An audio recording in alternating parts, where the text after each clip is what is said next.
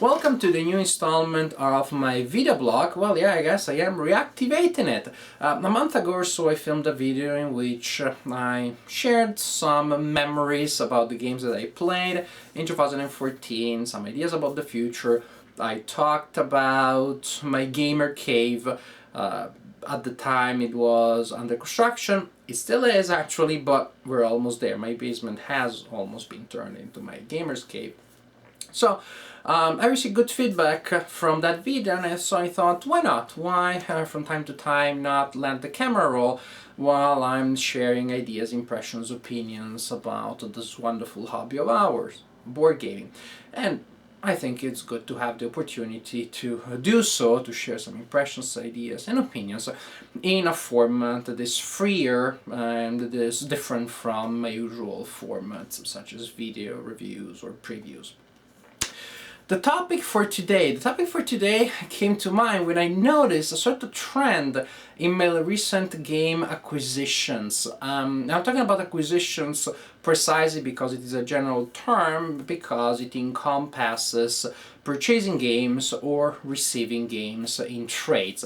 Simply games that I was trying to grab, to get my hands on. What was the trend? I noticed that I was reacquiring games that I had traded away or sold back in the day. Games that a couple of years ago I thought I didn't really need anymore for various reasons. And then after a while, in recent times, I thought, did I really not need that? Because I kind of feel like playing it. And now, with the wisdom of an older age, I kind of see a reason why that game may hit the table again.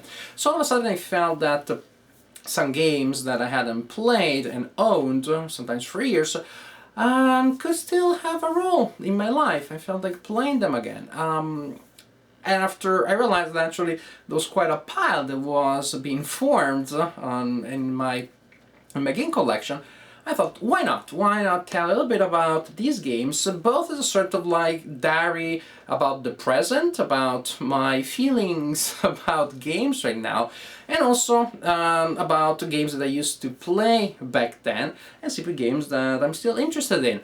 Not exactly a top, how many I have here? A top 5, a top 6. But I have placed them in a certain order from exciting to more exciting to play again.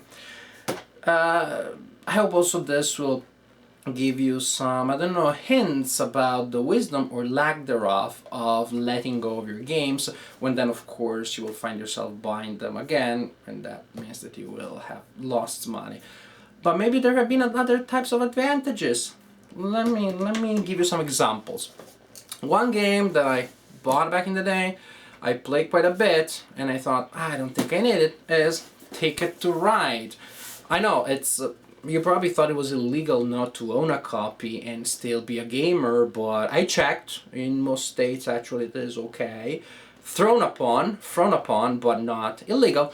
Ticket to Ride is a super basic, super classic game about the railroads. I'm not gonna tell you, I'm not gonna rehash the rules because they are too universally known. The game is too well known in the world of board gaming. Back in the day I used to play it when I used to organize many game nights with undergraduates of Indiana University. So there were game nights for non-gamers, geared towards an audience of people that were not in the hobby, with the intent of, well, having fun together, sitting around the table and enjoying our time, and also possibly to show them some good, simple, accessible designs that could still be enjoyed. So I used it as a gateway game. Maybe a little too much over a limited amount of time, so I got a little tired of it. But actually this is a game that after a while I realized again how good it can be indeed as a gateway game. How now that my daughters are growing, in not a long time I think I can use it as a family game. I think this is a game we can play in our family. And maybe now that it seems to have a little more time in the evenings, because my daughters are growing and are not as demanding as they used to, maybe I will also be able to start again some game events with non-gamers, sort of gateway game events. And for that type of event, in which I would invite or try to involve undergrads of the university to show them the beauty of our hobby, for those events, then Ticket to Ride could be and would be definitely a good option to have. So one reason you get rid of games, you play them a little too often and you get tired of them and you think you move past. One reason to reacquire them is that actually maybe you realize that that was indeed a good tool to attract new gamers, and it is good to have a couple of gateways in your collection. Something similar, pretty much the same story actually, happened with the Pandemic. Pandemic is great because it is a gateway game which also introduces players to the concept of cooperative gaming. People that have not played hobby games, like maybe we would call them, people that have played party games only, social games, identify gaming with competition only. The idea of a cooperative game sometimes blows their mind. How is that scientifically possible that all players are playing the same time? I can't figure it out. That they're playing the same side. I can't figure it out. Well, then you only need to show them Pandemic and to let them play. This is a game that everybody enjoys. There is a luck factor, and sometimes some games will just be impossible, absolutely impossible to beat because of the way in which the diseases will come out of the deck, but many games actually will be challenging. Of course, you may also have the opposite game, too easy. But there is a large band in between of these two extremities of games that will be challenging just enough, just right so to make it interesting.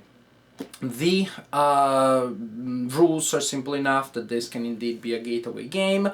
The fact that you have different roles and people have to maximize their the ability of the role and to make it work with the abilities of other players is again an innovation for a lot of non-gamers.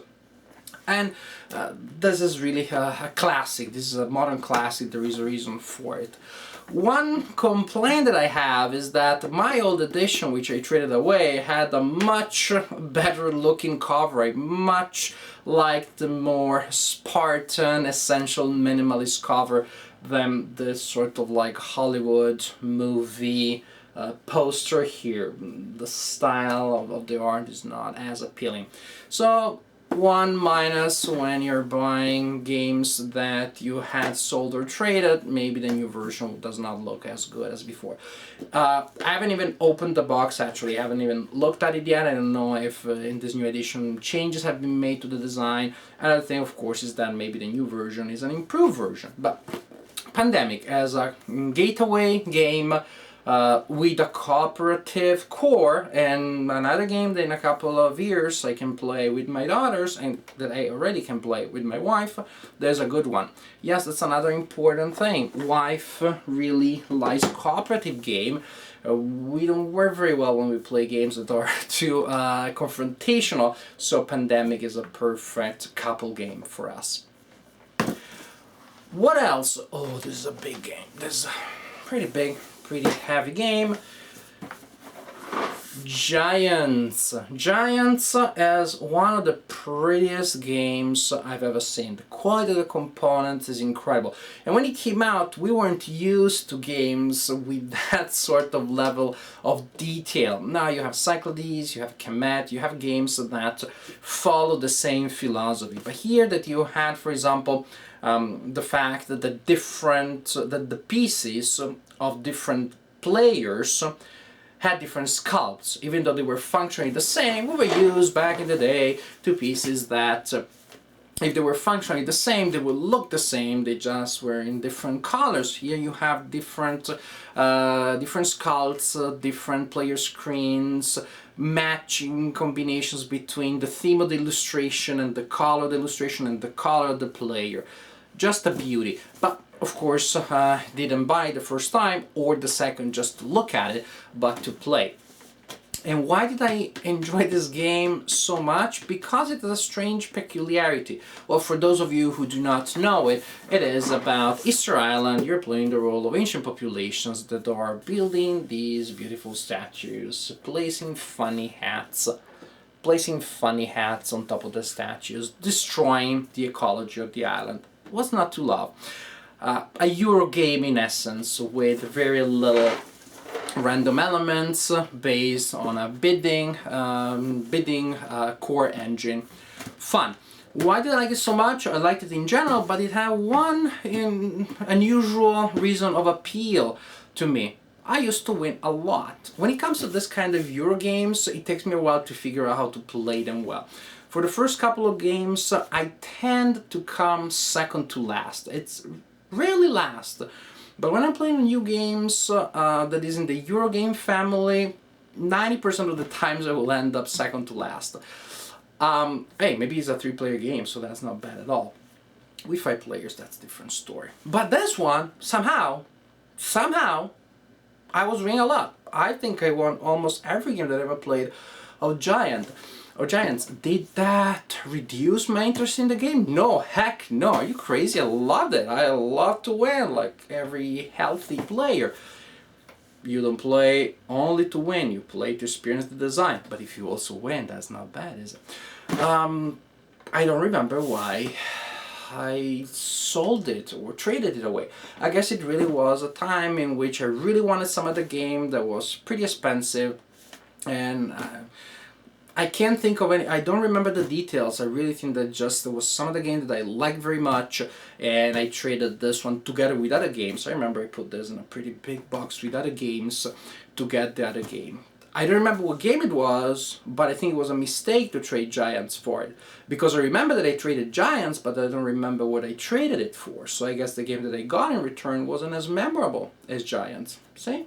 Interesting thought there. So recently I thought, I think I really enjoyed winning, I really enjoyed playing Giants, and why not play it and win more? I don't know, maybe I'll play it and I've lost my magic, I don't know, but actually I think that even if I will not win every game of Giants that I will play, I will still enjoy it. I enjoyed it in the past, my expectations of enjoying it when I play it again in the future are pretty high. Now, a game that actually, if you have seen my previous video, should not be a surprise that I have reacquired it. It is Tide of Ayran. Of these reacquisitions, this is the oldest one because I picked this one up at Gen Con 2015.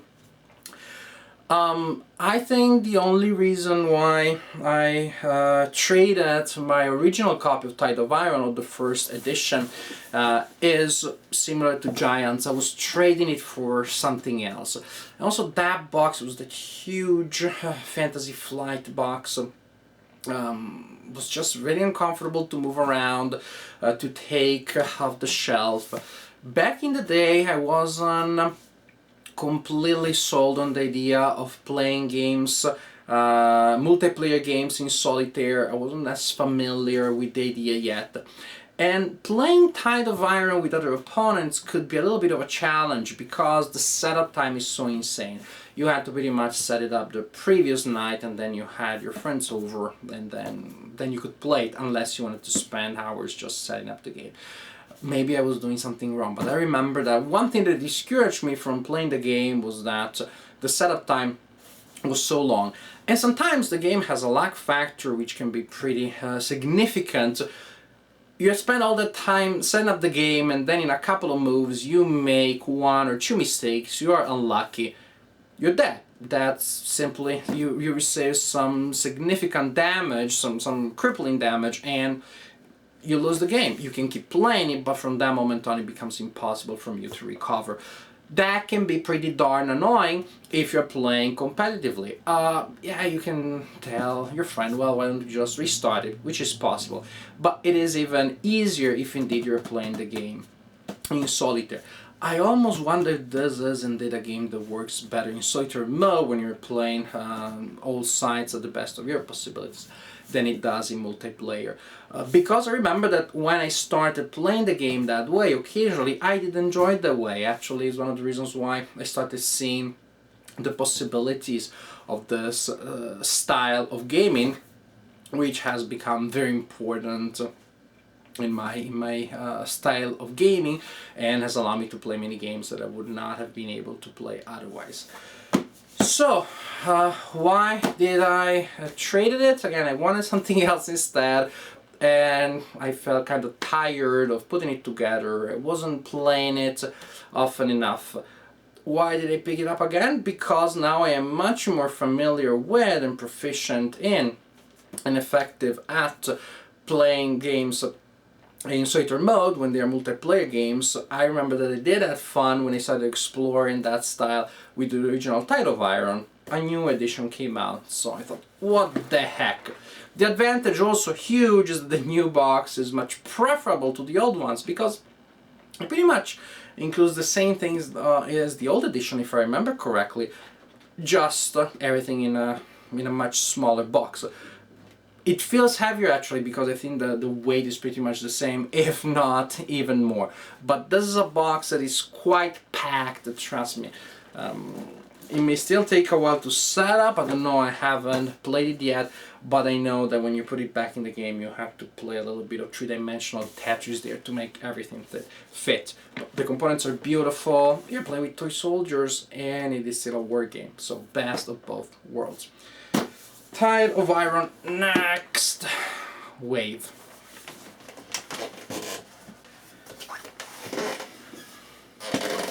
Number 2, I don't know, this is not exactly best, top 10, etc, etc. Number 2 of my selection of games that I've reacquired, or the second to last that I'm going to show you. Chaos in the Old World. This is a game that I always liked, I always enjoyed. I didn't have a time in which I was like, I don't really need to play this game.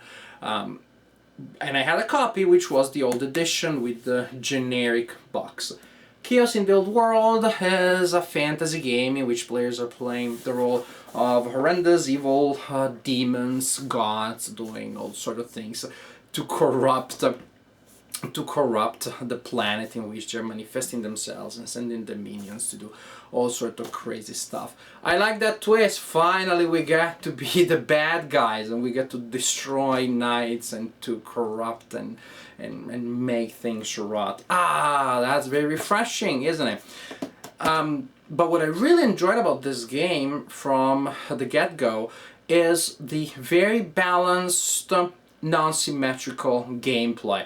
It is hard to have non-symmetrical games in which things really feel balanced, in which they really feel organic, in which there isn't a way of exploiting a loophole, a way in which the game is weakened. This is a game that was very strong. I immediately thought there was a strong design and I enjoyed playing it.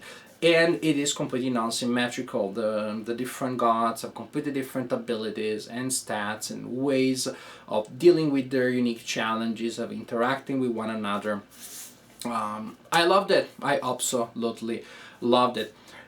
Why did I trade away my copy back in the day? Simply because I was never playing my copy. I was playing the game a lot, but never with my copy. We used to play the game at a friend's house who also had a copy, and I was bringing mine, but we were playing his, and next week I would bring mine, and we were still playing with his. So I thought, what the heck, why do I need mine? Then the group kind of moved away from that game, and honestly, at that point I had traded away mine. I kind of forgot about it. There are new games also that, you know, come out and attract you. Then recently I thought, wait a second, I did like that game, I enjoyed it very much and I would like to play it again. And I picked up this copy of the new edition, which has such a awesome, excellent cover. I just need to be very careful how I store it, because I don't want my daughters to see it. They're 2 and 4. I don't want them to be scared. That's not appropriate for that. But I've never planned to play with children anyways. This is a type of art, like many types of art, which is not suitable for children, but it's absolutely gorgeous for adults that appreciate fantasy art. I know that gorgeous adjective will sound misplaced here, but not to be. Of course, I would never buy a game just because of the art on the box. Liar. I would never do that, but if I am planning to buy a game and the art on the box is very attractive, that's a big plus. Chaos in the Old World, another game that I really can't wait to play again, and this time, well, I spent more, of course, in trading the old copy away and buying this one than if I had retained the old version, but at least I have this very pretty version, Chaos in the Old World. And now, last game I'm going to tell you about today, a classic. I really think, how was there ever a time in my life when I thought, I don't really need that? Ta-da! B17. You have your copy. Did you sell it? Did you trade it away? You regretted it already. I know you did. Don't say you didn't. If you say it, you're lying to yourself and to me. B17 is a great classic. B17, Queen of the Skies. A solitaire war game that came out back in the day. It is still getting played all over the world. It is still seeing a lot of time on the game table. In the solitaire game, you play the role of a crew that is manning a B-17 bomber in World War II, and you are flying missions over Europe and facing German defenders that don't want you to bomb the heck out of their place. It's a phenomenal game because of the incredible thematic density that you have, the richness, the depth, the three-dimensional feel that you have. Not just because you are in a certain place in the formation, at a certain height, not three-dimensional in that trivial sense, three-dimensional in the sense of how solid, how real the experience feels. Nowadays, for players that are used to play games on their phone, this may feel at times a little cumbersome because it is a game where you resolve actions using tables, out of tables, moving from table to table, result to result, and so there are a lot of these action tables here that you have to deal with. There is recording of information, but I don't care because then the effect that you have, again, the thematic richness, the evocative feel that you have is incredible. I also do feel that rolling old style dice, which simply means dice that are still physical artifacts, moving old style chits, which are the ones that you're actually pushing around and flipping through the tables, as a charming thing. I think it really enhances the experience of playing the game. Look at the beautiful board. It is not just a matter of aesthetics, like say for the cover of Chaos in the Old World, which looks beautiful. It is a matter of the art looking beautiful and the components matching the theme and enhancing the feel, the thematic immersion that you have in the game. And this really is a thematic explosion. It is not so much about maximizing this or that, but it is really about being part of a story that can be incredibly exciting, or completely uneventful. There are missions in which not much stuff will happen, and that feels right, because if every time that a B-17 went out on a bombing mission, things worked exactly like in an action movie, I don't know, probably that's not the way it happened. So some things will be uneventful, some things will be somewhat exciting, and then you will have tragedies. You have moments that are almost moving. You get to know the people in your crew. You get to talk, and you start talking to the people in your crew, which is something that doesn't happen very often to me in games. Hornet Leader Carrier Air Operations, which is another solitaire game about aircraft, did that. I do remember that I found myself talking to the characters in the game all the time, and it had happened to me with B-17 too. Why did I ever sell my copy back in the day? I must have been drunk, or maybe I hit my head really hard against something. I can't remember the details. Maybe just because it looked like I could turn a quick buck on on eBay because the copies were selling for good amounts of money. But what was that money for? What was it good for? Just to buy, I guess, alcohol and medication to allow me to face the pain of not having B17. Pretty soon after selling my copy, I remember regretting that. And I don't know why it took me quite a couple of years before I decided to finally purchase another copy. This is a game that you need to have. If you have never played it, if you're that one person in the world that has never played it, do yourself a favor, because this is such a fantastic game. In conclusion, I reacquired a couple of games in the last weeks or months. Enough so that I realized that there was a sort of thread among my acquisitions, and I thought I would put together this video.